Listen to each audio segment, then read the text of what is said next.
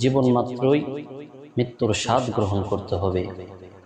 যার জীবন আছে সে অবশ্যই মৃত্যুর পেয়ালা গ্রহণ করতে হবে, মৃত্যুর স্বাদ গ্রহণ করতে হবে।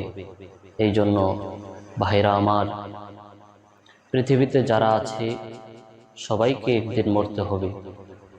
কেউ আগে হয়তোবা কেউ পরে, সবাইকে একদিন মহান আল্লাহ তাআলার ডাকে সাড়া দিয়ে ওই গহীন অন্ধকার কবরে প্রত্যেকটা প্রাণীকে, প্রত্যেকটা মানুষকেই শুইতে হবে।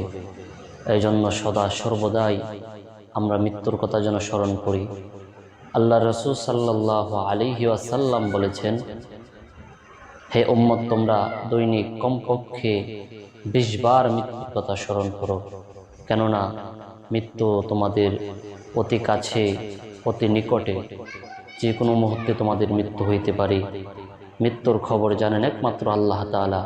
পৃথিবীর কোনো মানুষ মৃত্যু কখন হবে জানেন না, রাসূলরাও জানতেন না মৃত্যু কখন আসবে, পয়গম্বরগণ তারাও জানতেন না।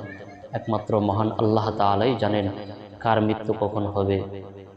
গতকাল দেখলাম এক আল্লাহর বান্দা, মাহে রমজান মাস চলতেছে,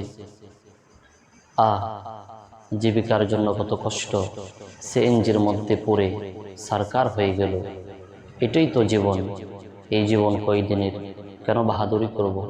কেন মানুষের সঙ্গে খারাপ আচরণ করব? আমার কারণে আমার মুসলিম অন্য একটা ভাই কষ্ট পাচ্ছে, আমি কষ্ট দিচ্ছি, সেটা আল্লাহ তাআলা সহ্য